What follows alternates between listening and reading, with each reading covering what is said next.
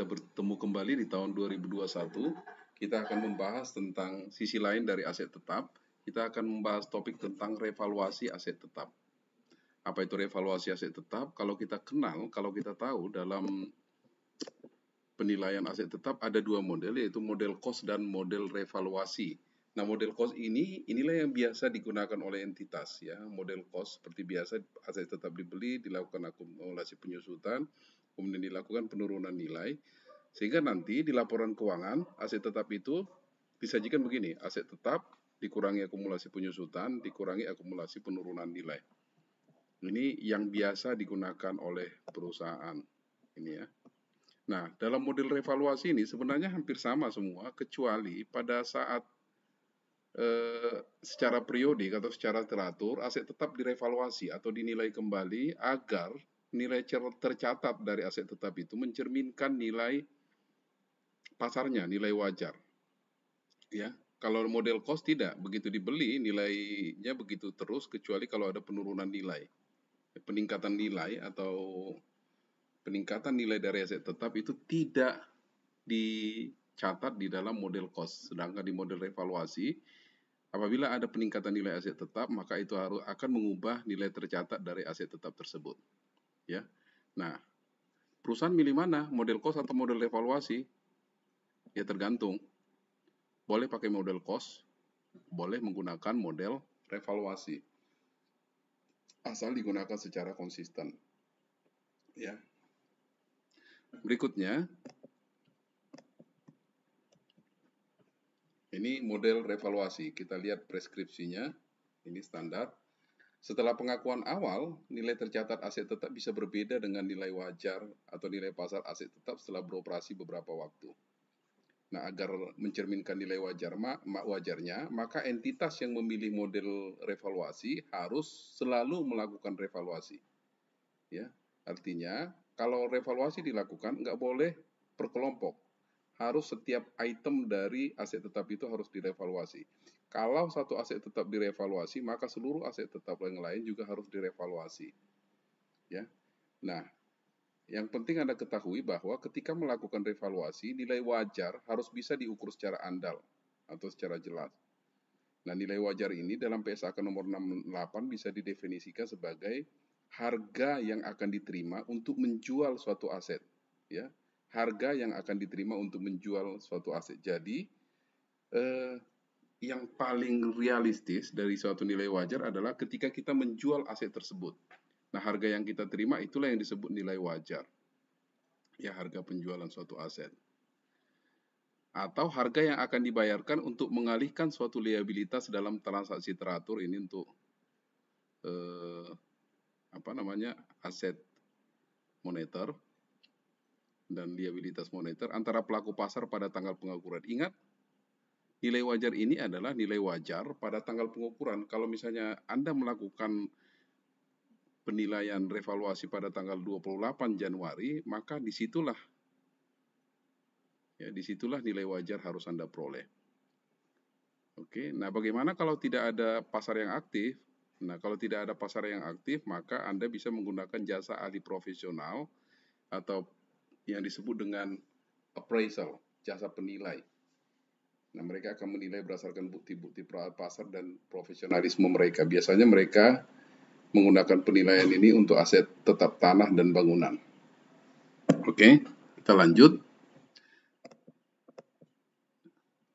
Kita lihat model revaluasi yang diatur dalam PSAK nomor 16. Ini tadi yang saya katakan, jika suatu aset tetap direvaluasi, maka seluruh aset tetap dalam kelompok yang sama harus direvaluasi. Jadi revaluasi ini bukan per kelompok, tapi per item-item aset tetap, sehingga entitas harus menyediakan pencatatan atau dokumentasi yang teratur terhadap aset tetap. Nah, ini jika jumlah tercatat aset meningkat akibat revaluasi, maka kenaikan tersebut diakui dalam penghasilan komprehensif lain. Nah, bukan di laporan rugi laba ya, dalam penghasilan komprehensif lain, dan terakumulasi dalam ekuitas pada bagian surplus revaluasi. Ya, pada bagian surplus revaluasi. Akan tetapi, kenaikan tersebut diakui dalam laba rugi hingga sebesar jumlah penurunan nilai aset yang sama akibat revaluasi yang pernah diakui sebelumnya dalam laba rugi. Nanti gimana ini kita bahas dalam slide berikutnya ya.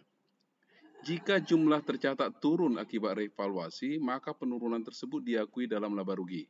Ini ya, kalau meningkat, maka surplus peningkatan tersebut tidak diakui di laba rugi tetapi dalam penghasilan komprehensif dan dimasukkan ke surplus revaluasi yang bagian dari ekuitas pemegang saham. Namun kalau rugi, dia harus dicatat, penurunan tersebut dicatat dalam laba rugi.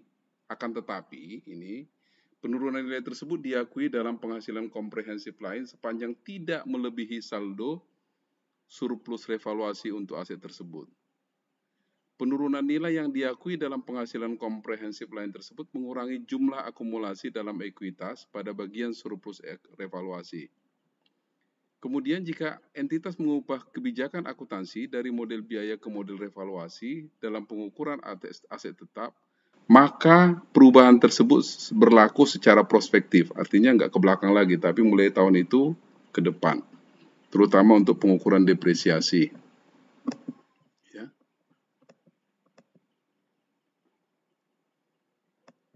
Ini ya. Jadi ada dua model proporsional dengan model tereliminasi, model eliminasi. Kita lihat ini, misalnya perusahaan pertama sekali melakukan revaluasi, nilai tercatat aset tetapnya 400, kemudian nilai wajarnya 500, ini artinya apa? Ya, ada peningkatan nilai tercatat aset sebesar 100. Nah, yang 100 itu dicatat ke akun surplus revaluasi. Nah, kemudian periode kedua, nilai tercatat 500, ini tadi ya dari nilai wajar ini menjadi nilai tercatat, namun nilai wajarnya menurun menjadi 350. Artinya apa? Ada selisih kurang 150. Bagaimana selisih kurang ini harus diperlakukan? Maka yang 150 itu akan mengurangi surplus revaluasi 100. Ya, karena tadi surplus revaluasi dari revaluasi pertama ini 100. Ya, jadi selisih kurang ini harus mengurangi dulu surplus revaluasi sehingga nanti ketika dikurangi surplus revaluasinya itu maksimal 0.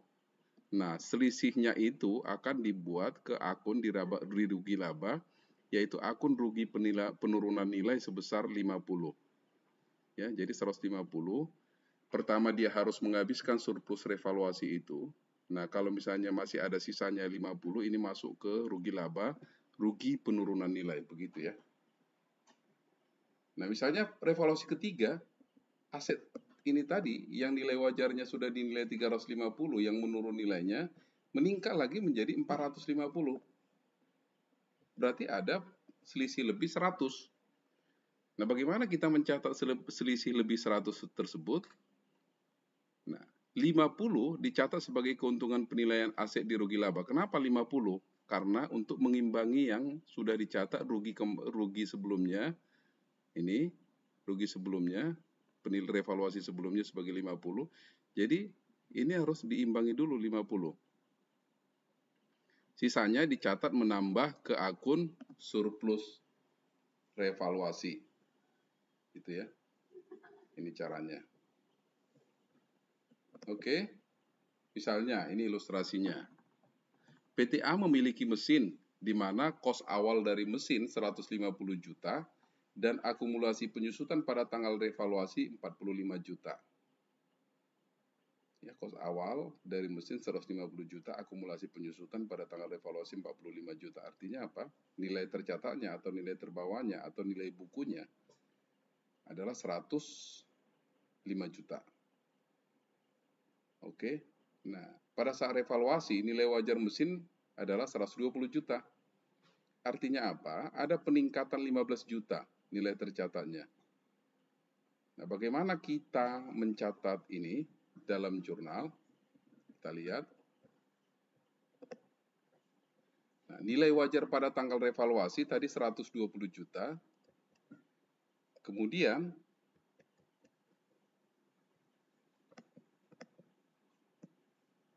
nilai terbawahnya 105, ya, itu artinya apa? Ada peningkatan nilai sebesar 15 juta. Nah, tentunya ini untuk pertama sekali pencatatan ke jurnal umum kalau menggunakan metode proporsional, namanya juga proporsional ya. Tadi soalnya harga perolehan 150, akumulasi penyusutan 45 juta, maka nilai bukunya atau nilai tercatatnya 105, kita lihat proporsi aset tetap dan akumulasi penyusutan dari nilai tercatat. Nah, jadi 150 juta dibagi dengan 105 juta, ya, itu 143%. 45 juta dibagi 150 juta itu minus 43%. Sehingga nilai revaluasi ini 143% dikalikan dengan 120 karena nilai tercatatnya 120, maka aset tetapnya itu direvaluasi nilainya 171, sementara akumulasi penyusutannya 43 kali 120 juta 51. Jadi proporsinya tetap antara nilai yang sebelumnya kos awal dengan hasil revaluasinya. Jadi proporsi yang digunakan adalah proporsi aset yang lama. Ini ya. Dengan demikian nanti aset tetapnya meningkat 21.428.571, sementara akumulasi penyusutan juga meningkat 6.428.571. Ini kalau menggunakan metode proporsional. Jadi harus kita cari dulu proporsi aset tetap dan proporsi akumulasi penyusutan ini terhadap nilai tercatatnya atau nilai bukunya. Nah, bagaimana mencatatnya? Untuk pertama sekali, maka catatlah mesin bertambah 21.428.571, kemudian akumulasi penyusutan meningkat 6.428.571, kemudian revaluation surplus atau surplus revaluasi 15 juta. Ingat, surplus revaluasi ini tidak dimasukkan sebagai pendapatan di laporan rugi laba. Ini merupakan bagian dari ekuitas atau penghasilan komprehensif lainnya, other comprehensive income. Ya, other comprehensive income itu bagian dari ekuitas. Oke.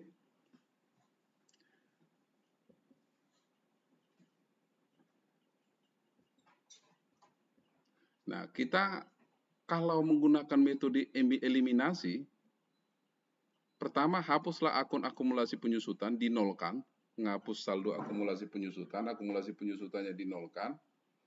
Kemudian apabila nilai wajar melebihi nilai tercatat, maka akun aset tetap didebitkan dan dikreditkan surplus revaluasi.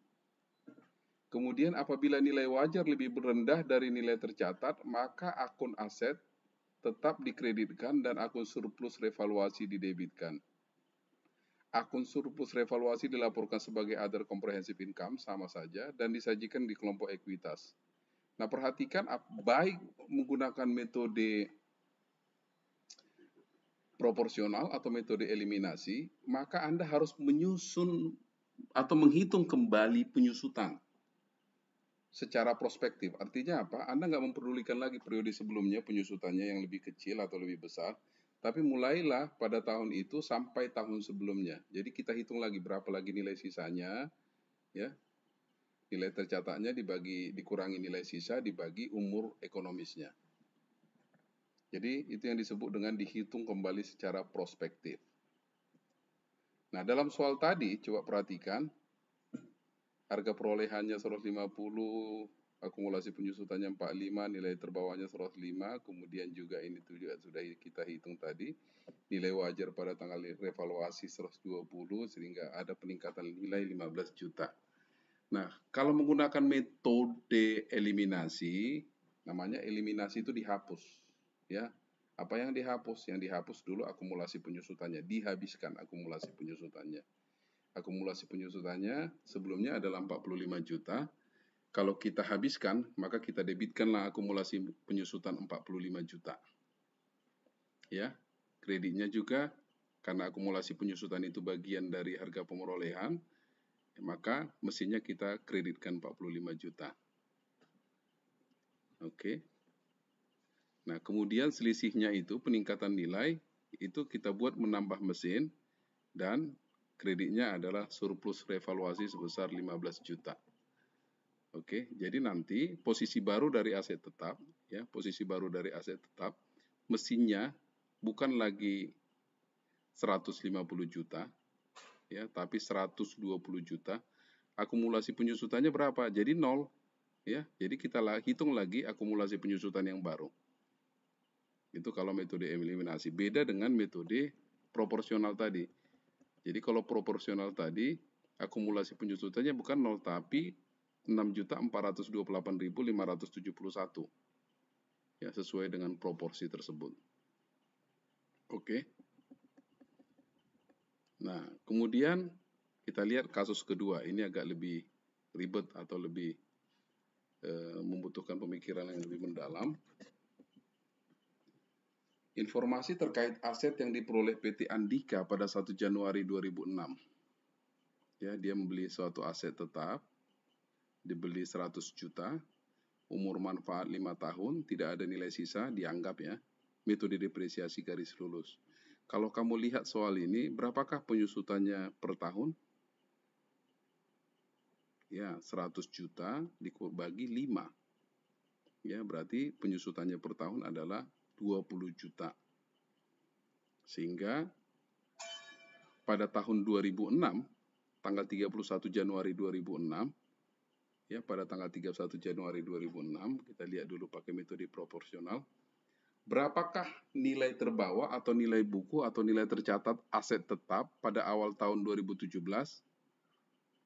Jadi, awal tahun 2017 itu sama dengan akhir tahun 2016.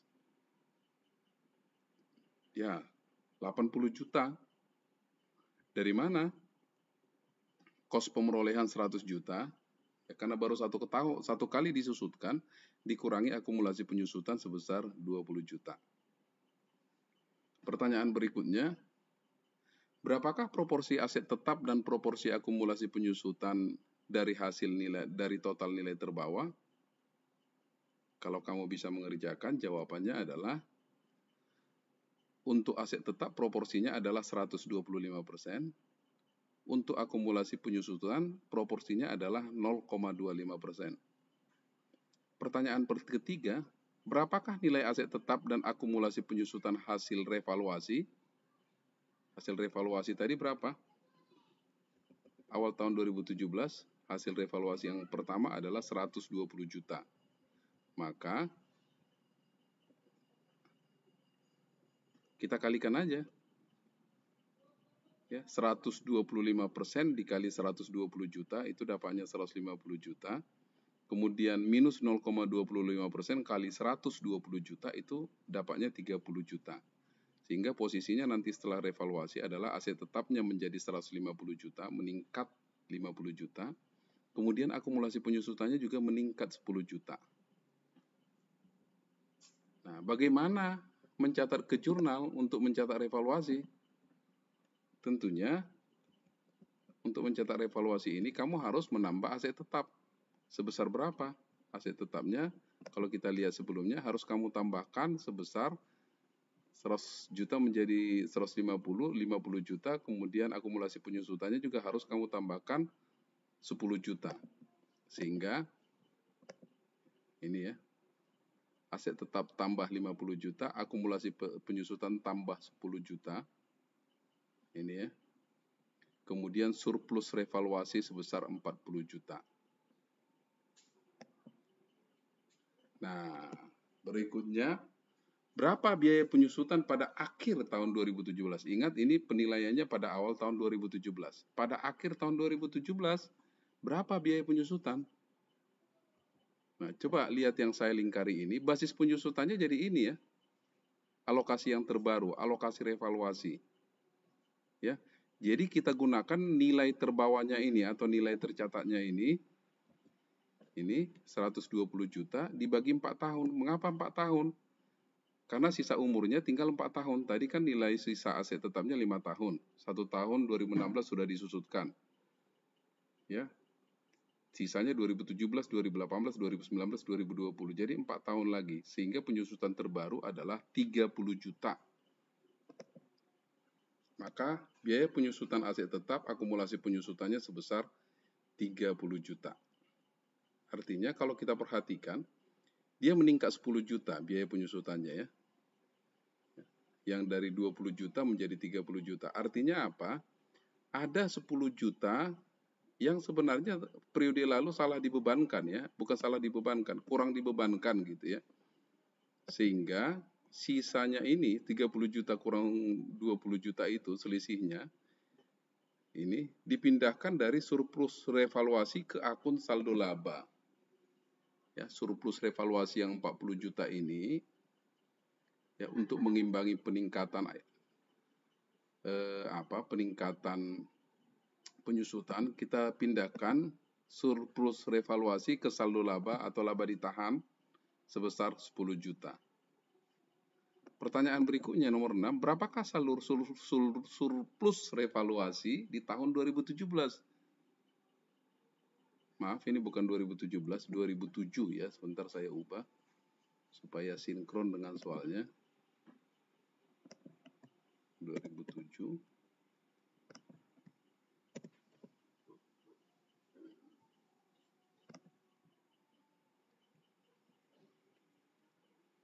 Supaya sinkron. 2007.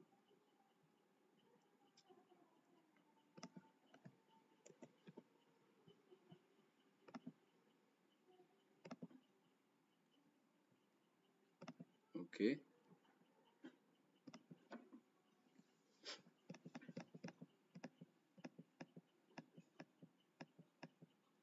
Berapakah saldo surplus revaluasi tahun 2007? Tentunya 40 juta.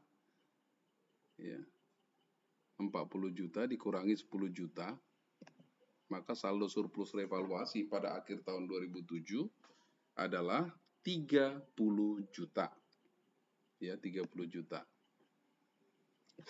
Nah, kemudian kita masuk ke tahun 2008. 2008. Oke. Nah, pada tahun 2008 itu dilakukan lagi ya, dilakukan kembali revaluasi. Dilakukan kembali revaluasi sehingga kalau kita perhatikan posisi aset pada tanggal 1 Januari 2008 ya, 1 Januari 2008 aset tetapnya adalah 150 juta, akumulasi penyusutan 60 juta, sehingga nilai terbawahnya 90 juta. Ya. Nah, kemudian nilai wajar evaluasi 45 juta, ada penurunan sampai 45 juta. Ya.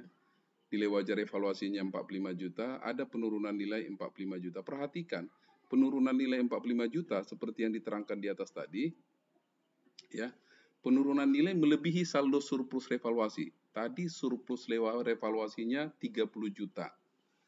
Padahal rugi penurunan nilainya 45 juta. Apakah 45 juta ini diakui sebagai rugi di rugi laba? Tidak. Kita harus kompensasi dulu ke surplus revaluasi. Ya, surplus revaluasi tadi saldonya 30 juta.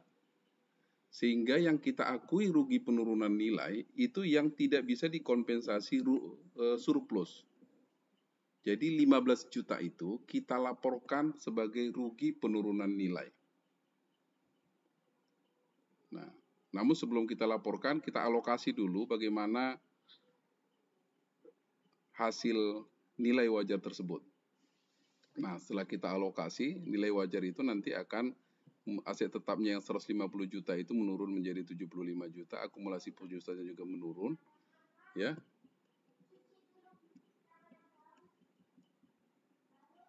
Kemudian nanti akumulasi depresiasinya didebitkan 30 juta, surplus revaluasinya 30 juta, rugi penurunan nilai aset tetap 15 juta, kemudian aset tetap dikreditkan, dikurangkan 75 juta.